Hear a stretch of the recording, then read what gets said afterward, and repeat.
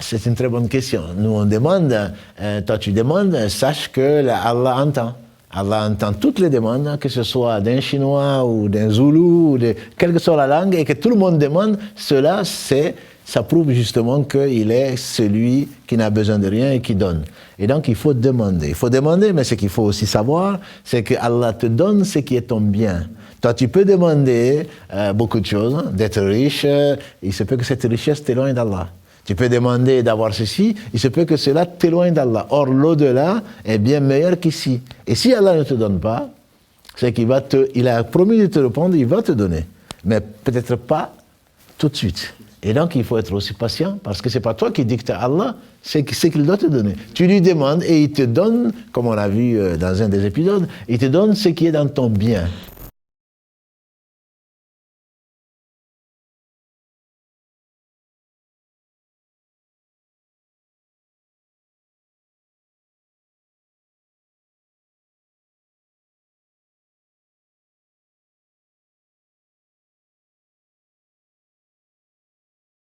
Bismillah, alhamdulillah, wa salatu wa salam ala rasulillah. Ma ba'd, assalamu alaikum wa rahmatullahi wa barakatuh. Inch'Allah, cet épisode, sera consacré au début vraiment de la méthodologie, de l'apprentissage, de la construction de la personnalité de l'enfant, sur plusieurs aspects qui sont, je pense, importants, avec certains plus d'importance que d'autres, mais c'est l'agglomérat, c'est concordance de tous ces aspects-là qui vont permettre de bien préparer l'enfant à l'avenir et construire sa personnalité de façon saine et équilibrée. Et je pense que l'aspect le plus important, qui est le début de tout et qui est le fondement de tout, c'est le dogme. C'est la croyance en Allah subhanahu wa ta'ala, l'unicité d'Allah subhanahu wa ta'ala. C'est des choses importantes à inculquer à l'enfant dès son plus jeune âge et tout au long du processus d'éducation et du processus d'apprentissage. Du coup, barakallahu fik, Cheikh, si tu peux nous détailler un peu plus et nous en dire davantage sur ce sujet. Bismillah, alhamdulillah, wa salatu wa salam ala rasulillah, barakallahu fik, Muhammad. C'est effectivement le plus important. C'est le plus important. C'est la raison pour laquelle Allah a envoyé les messagers. Ibn Qayyim, quand il fasse miséricorde, il dit qu'Allah a envoyé les messagers pour trois choses. La première des choses, la plus importante, c'est la connaissance du Seigneur. Puisque Allah seul sait qui il est, et il a dit à ses messagers qui il est, au moins en partie. Et la deuxième chose, c'est comment arriver à Allah, ce qui fait le vrai dogme. Parce que connaître Allah, c'est une chose, comment est-ce que Allah veut être adoré? Parce qu'on n'adore pas Allah comme on veut. Et la troisième chose, c'est la récompense promise aux bienfaisants et celle promise et méritée par les désobéissants. Donc c'est vraiment très très important. En fait, c'est ce qui fait le bonheur de l'homme. Comme on dit toujours, il faut être heureux dans ce bas monde avant de l'être dans l'au-delà. Si on est malheureux dans ce bas monde, c'est qu'on a un dogme qui n'est pas bon. On est déçu, on n'a pas tout ce qu'on veut, on est râleur, on est stressé. C'est bien parce qu'on ne connaît pas pourquoi la vie a été créée et qu'il y a un Seigneur qui, par pure miséricorde et sagesse, gouverne ce monde-là. Donc effectivement, c'est très très important.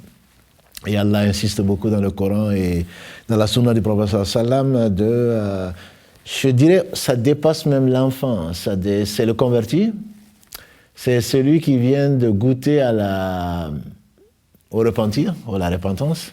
Et souvent on entend, par quoi je vais commencer? Des convertis, reconvertis qui demandent, ou des gens qui reviennent vers Allah, par quoi je vais commencer? Il y a beaucoup de choses. La première des choses, c'est le tawhid, c'est l'unité d'Allah subhanahu wa ta'ala. Sans rentrer dans le détail, c'est savoir qu'on a un créateur, que Allah n'a pas tout ce que l'on voit, ça lui appartient. Donc on ne fait pas de sa vie ce qu'on veut. Et que sur ça, on a une responsabilité. Et qu'Allah nous a confié la plus belle des missions, certainement, c'est la lieutenance, entre guillemets, qui a provoqué la jalousie de Satan. Et donc, quand Allah, qui a étonné les anges, quand Allah a voulu mettre sur la terre Adam, un lieutenant, Khalifa, un gérant en tout cas, et que les gens sont étonnés de laisser cette grande responsabilité à quelqu'un qui va semer le désordre. Et ils avaient certainement un précédent, et que Satan a été jaloux de cet homme. C'est ça, je pense que c'est très très important. Donc connaître son Seigneur, Et c'est par ça d'ailleurs qu'a commencé le prophète sallallahu alayhi wa sallam dans l'éducation des enfants. Et déjà, Allah donne un très bel exemple, et le meilleur exemple lui appartient. Et dans la sourate Luqman, dans la sourate 31, donc Allah parle à partir des versets 10-11 de Luqman qui enseignait à son fils. Et donc, Ya Bunay, en arabe, bon, c'est pas, on imagine un jeune en tout cas, Ya Bunay, la tushrik billah. Inna shirka la dhulmun adhim. Commencez toujours, n'associe mon fils, mon cher fils, n'associe rien à Allah parce que l'association c'est vraiment un péché énorme. L'association c'est un péché énorme, pourquoi? Parce que c'est Allah qui nous a créés, c'est Allah qui pourvoit tous les besoins, donc ça c'est ce qu'on appelle Tawhid Rububiyya, c'est vraiment le savoir que cette terre, ces cieux, tout ce qui existe, que l'on voit ou qu'on ne voit pas, ce qu'on ne voit pas c'est encore plus que ce qu'on voit, donc ont plutôt créateur, et que Allah c'est lui qui crée tout, ça c'est très important, et que tout ce que l'on voit ne sont que des causes, et que la subsistance n'est pas un souci parce que celui qui pourvoit tous les besoins c'est Allah.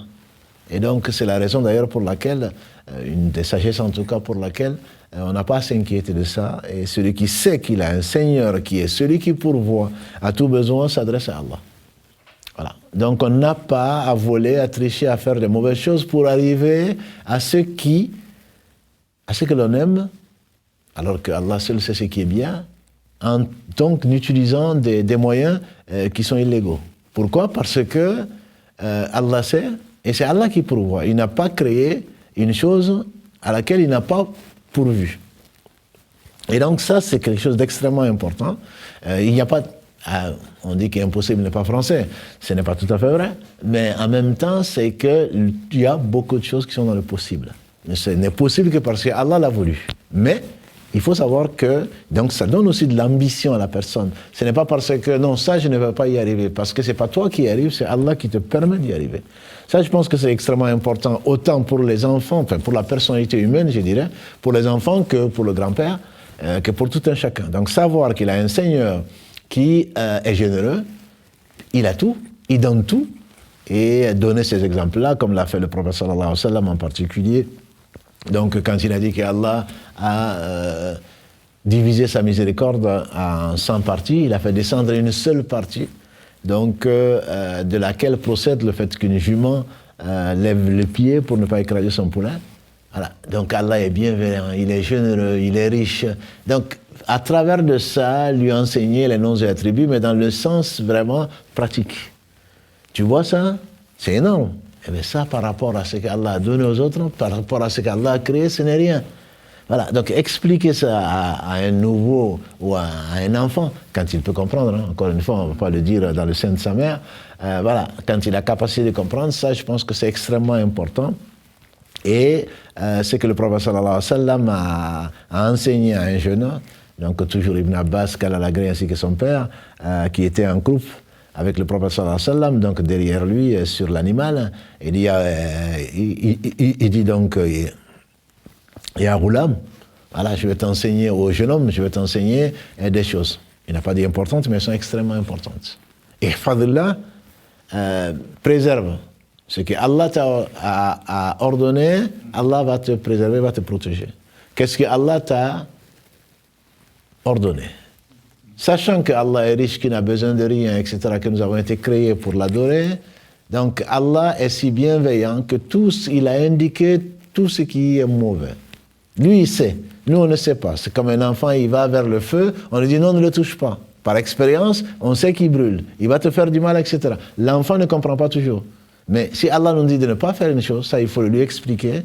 Si tes parents te disent de ne pas faire quelque chose, c'est parce qu'ils t'aiment, parce qu'ils ne veulent pas que le mal te touche. Voilà. Et Allah qui n'a besoin de rien, c'est tout. Et donc le fait qu'il sache qu'Allah c'est tout, qu'il l'aime, que Allah lui interdit, pas pour le punir, parce que souvent on a tendance à avoir dans l'islam, on entend de nos parents et de nos frères et sœurs, haram, haram, haram, on a l'impression que voilà, c'est Allah dit non, tout est interdit dans l'islam, alors que c'est l'inverse. Tout est permis sauf ce qui est interdit, c'est ça le principe. Et donc je pense que c'est extrêmement important de faire aimer Allah, parce qu'il t'aime Il te dit de ne pas faire ça parce qu'il sait que si tu le fais, c'est ce qui va t'arriver. Il te dit de faire ça, c'est pas pour te fatiguer, parce que tu en as besoin. Sans ça, tu ne seras pas. Entre autres, la prière. Quand il te dit de faire 5 prières par jour, c'est parce que tu reviens vers Allah, c'est parce qu'il t'aime, c'est parce que tu lui parles, c'est parce que. Sinon, le monde va te manger. Donc, faire aimer Allah, faire aimer les pratiques, ça on en parlera, Inch'Allah, si Allah le veut, mais c'est surtout faire aimer Allah. Donc, le prophète commence par ça.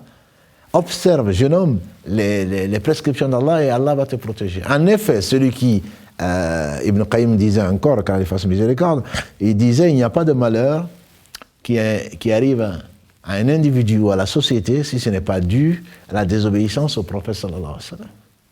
Bon, comme ça tu diras non mais il exagère. Non, il n'exagère pas. C'est que le prophète sallallahu alayhi wa sallam ne parlait pas de lui-même. Si il te dit de ne pas faire ça, c'est pas pour lui. Si Allah te dit de ne pas faire ça, c'est pas pour lui. Il n'a besoin de rien. Donc si Allah te dit de ne pas faire ça, et si tu le fais, et si la société te laisse le faire, certainement c'est toute la société qui va être considérée. Parce que tu es un élément de la société, et s'il y a une pourriture qu'on n'enlève pas, c'est pour cela que Allah a rendu obligatoire ordonner le bien et l'interdire le mal. Donc tout ceci fait partie, et le prophète sallallahu alayhi wa sallam disait donc à Ibn Abbas, observe le commandement d'Allah, Allah va te protéger. Et si tu demandes, ça c'est la deuxième, ça aussi c'est une chose des plus importantes, si tu demande à Allah. Si tu demande à Allah, ça ne veut pas dire qu'on ne demande pas à son père. Un élève d'Alif pourrait poser la question. Mais on peut demander à son père, à sa mère, ce que la personne peut donner. Mais il faut savoir que le riche, Allah dit subhanahu wa ta'ala, ya ayyuhan nasu antum al-fuqara ila Allah. Wallahu huwa al-ghaniyyul hamid. Allah dit, vous les gens, vous êtes indigents. Vous êtes tous indigents. Allah est le seul riche et c'est lui qui se passe de tout. Et donc, le fait de savoir que tout ce qui t'arrive vient d'Allah en tant que bienfait, et tout bienfait, c'est ce qu'Allah dit dans la sourate Nahl, tout bienfait vous vient d'Allah. Il n'y a pas de bienfaits qui ne viennent pas. Et le bienfait, ce n'est pas seulement les jouets. C'est pas seulement ce que les bienfaits, c'est la vue, c'est l'ouïe, c'est la respiration, c'est l'appareil digestif, c'est même quand on va aux toilettes. Voilà, parce que sans ça, on ne peut pas vivre. Donc sans respiration, on ne peut pas. La qualité de l'air et tout ce qu'on veut. On n'est pas écologiste du jour au lendemain. Mais tout ceci part de l'observation et ceci part donc de la méditation et de remercier Allah en enseignant, si c'est l'enfant, la beauté d'un lever de soleil, d'un coucher de soleil, de la mer, de l'étendue de ceci. Tout ceci, vois-tu mon fils, ou tout ceci ne représente pas, comme l'a dit donc Al-Khidr à Moussa, tout ceci, les quelques gorgées d'eau qu'un oiseau prend dans la mer ne présente pas par rapport à l'étendue de la mer. La science que nous avons, toi et moi réunis, ne représente pas par rapport à celle d'Allah. C'est que donc ces gorgées d'eau peuvent représenter par rapport à l'étendue de la mer. C'est que Allah, il est parfait, on ne peut pas imaginer Allah, et on ne doit pas l'imaginer, mais ses bienfaits sont partout. Donc le prophète sallallahu alayhi wa sallam disait à Ibn Abbas, et si tu demandes à Allah, parce que le prophète sallallahu alayhi wa sallam, Allah lui a dit, et c'est un hadith qu'on appelle Qudsi, et il est très célèbre chez les savants du Cham, donc de la Syrie, de la Palestine, etc., la Jordanie, il dit, c'était un hadith qui était aimé de ces gens-là. Allah dit dedans, on commence par « Ô mes serviteurs, je me suis interdit l'injustice, je la rends interdite entre vous » jusqu'à ce qu'ils disent « Ô mes serviteurs, si du premier au dernier, hommes et djinns réunis, si vous vous mettez sur une partie de la terre et que chacun demande à Allah ce qu'il veut et que Allah donne à chacun ce qu'il veut, cela n'amoindrirait rien dans la richesse d'Allah, pas plus qu'une aiguille trempée dans la mer, le volume d'eau que cela pourrait entraîner. » Donc savoir qu'Allah est riche, c'est qu'on lui demande. Et donc quand tu demande à Allah, ça veut dire quoi? Ça veut dire que tu n'es pas obligé de passer par les gens, tu n'es obligé de personne. Allah te suffit. Et si les gens te donnent, c'est parce qu'Allah leur a donné. Alors pourquoi tu ne vas pas directement à la source? C'est aussi savoir que Allah, il entend. Et comment je demande? Allah, il sait. Oui, il sait ce que tu veux. Il sait ce que tu ne veux pas. Mais il veut quand même que tu lui demandes parce qu'il entend. Parce qu'Allah aime que tu lui demandes. Parce qu'Allah, il est généreux. Quand tu lui demandes, il dit, il a dit, invoquez-moi, demandez-moi, je vous donne. Donc qu'est-ce que tu attends? Exactement. Et quand le prophète sallam disait à quelqu'un de mieux que moi, qui était étonné, le prophète alayhi sallam, il dit, il n'y a pas un musulman sur la terre qui demande quelque chose à Allah sans qu'Allah lui donne ce qu'il demande, ou lui donne mieux que cela, ou lui réserve au jour du jugement dernier. Alors le bédouin ou cette personne il dit, mais alors on va demander. Et le prophète sallam dit, Allah mérite plus. Et donc il faut demander à Allah. Pourquoi? Parce qu'il est celui qui a.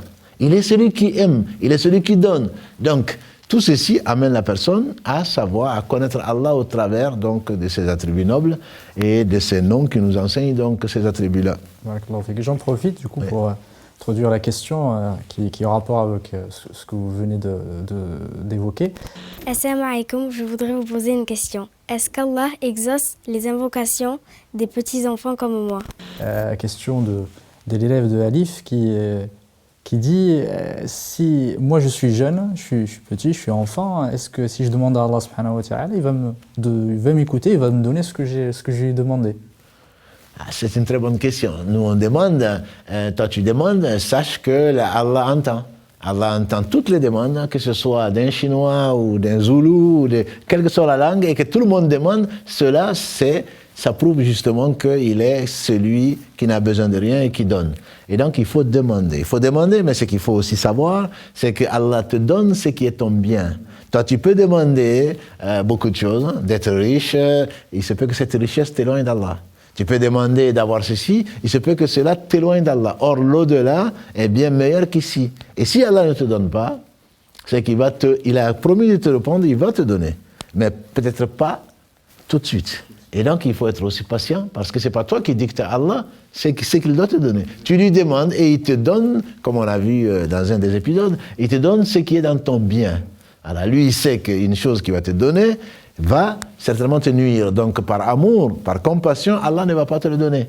Mais en même temps, donc le fait de demander, ça veut dire que tu n'es lié qu'à Allah. Et ça, le prophète sallam a dit, même aux gens qui étaient jeunes, quand tu demandes, donc tu demandes à Allah. Il faut demander. Il faut demander, et j'en profite, donc, pour dire, il faut encourager les gens, les enfants surtout à demander. Il faut les encourager à demander, mais à demander à Allah.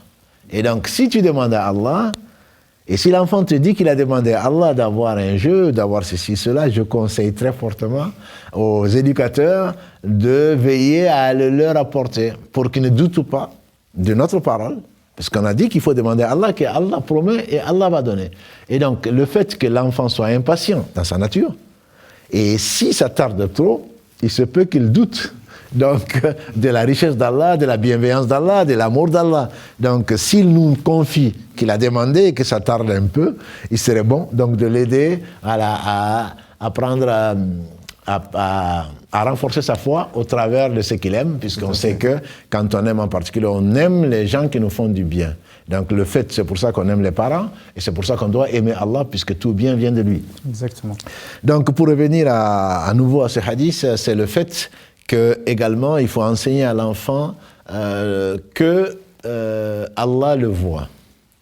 Ça, c'est aussi très très important, car Allah le voit où qu'il est. Où qu'il est. Donc, s'il fait une chose, Allah le sait avant d'avoir créé, certes. Allah a créé des anges qui ont, entre autres missions, d'être toujours inséparables de lui. Donc, tout ce qu'il fait, c'est noté et qu'il sera responsable dessus. Et que si son père n'est pas là, si sa mère n'est pas là, s'il se retourne, il ne voit personne, ça ne veut pas dire qu'il est seul. Et donc, c'est la conscience, développer cette conscience donc de muraqaba, d'être là, toujours en train de faire attention à ce que l'on fait, parce que c'est une responsabilité, ça c'est quelque chose d'important, et ce qui renforce également qu'Allah est avec lui, ce n'est pas parce qu'il est seul qu'il ne voit ni son père, ni sa mère, alors que bon, un enfant bien sûr quand il est affolé, vers qui? Il va courir vers sa mère. Il va courir vers son père pour le protéger. Mais qu'il sache que Allah, c'est lui qui le protège, même quand il n'y a pas de père, quand il n'y a pas de mère, sur la terre comme sur la mer. Et partout, Allah sait où il est et Allah est avec les gens donc, qui pensent à Allah, qui l'invoquent, qui l'évoquent, etc., etc. Et pour aller au bout du hadith, parce qu'il faut rappeler que le hadith, Ibn Abbas, quand il a dit à Ghulam, était jeune. Ça veut dire que ce message-là, c'est aussi une inspiration de la méthode prophétique du prophète sallam qui, en confiant ce hadith-là, qui était des paroles importantes, c'est une forme d'apprentissage et de passage de des valeurs et de l'éthique de l'islam. Et pour aller jusqu'au bout du hadith, il y a la notion aussi du qada ou al-qadar qui est extrêmement importante dans ce hadith à la fin et qu'il faut inculquer aux enfants dès le plus jeune âge. Tout à fait, je me sens enfant, je me sens rajeunir, parce que c'est des choses qu'il faut apprendre à tout âge, et en tout cas qu'il faut approfondir. Le professeur sallallahu, on dit que Ibn Abbas avait moins de 15 ans quand tu lui enseignais ça, et ce sont des choses aujourd'hui que nos parents de 80 ans ou plus n'ont certainement pas tous assimilées. Donc je pense qu'il est très très important de prendre le hadith, de le comprendre et de se l'appliquer dans l'éducation. Effectivement, il a dit, jeune homme, sache que si la terre entière se réunissait pour te faire un bien, ce bien, tu n'en profiterais que si Allah te l'a prédestiné. Et si la terre encore te voulait du mal, ce mal ne te touchera que si Allah l'avait prédestiné. Sache que la plume est levée et l'encre a séché. Donc la plume est levée, elle n'écrit plus rien, et l'encre a séché, on ne peut plus rien gommer. C'est extrêmement important pour la vie. Moi, j'envie, mais vraiment dans le bon sens du terme, les gens qui croient au destin. Et c'est un des points les plus importants, puisque le professeur sallam, quand l'ange Gabriel est venu le trouver, il lui dit, voilà qu'est-ce que c'est que la foi? Il lui a dit les 6 articles, mais les 5 en même temps. Que tu crois en Allah, en ses anges, en ses livres, en ses prophètes, en la vie après la mort, et que tu crois au destin, qu'il soit bon ou mauvais. Et donc les compagnons du professeur sallam sont unanimes pour dire que celui qui ne croit pas au destin, il a beau dépenser une montagne d'or, Allah ne l'acceptera que s'il croit au destin. Pourquoi? Parce qu'en réalité, quand on croit au destin, on sait que personne ne peut te nuire. Pourquoi la jalousie? Pourquoi la haine? Pourquoi? Parce qu'on pense qu'on nous a appris des choses. Il arrive des choses qu'on n'aime pas.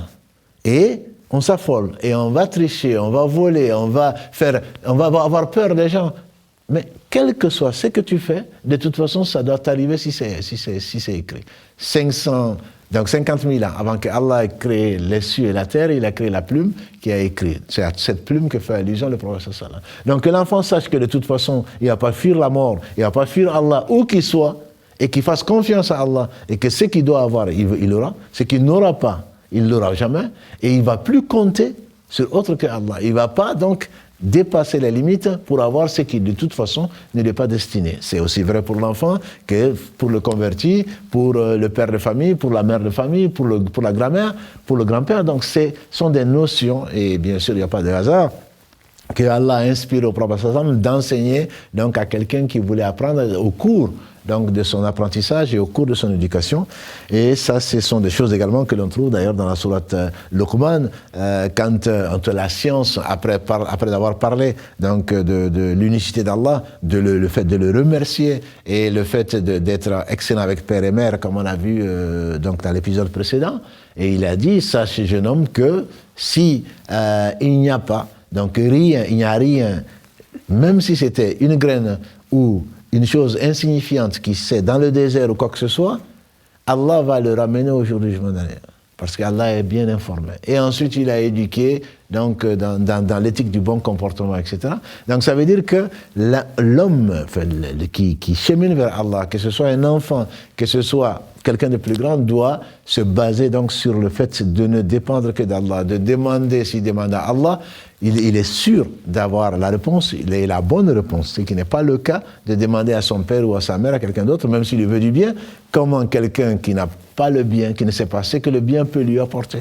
Donc il demande à Allah, même en mettant en mouvement, même en prenant les précautions, même en prenant, comment dirais-je, les moyens pour y arriver, il sait que c'est la demande de Allah qui doit passer avant lui, ce que lui pense être le bien.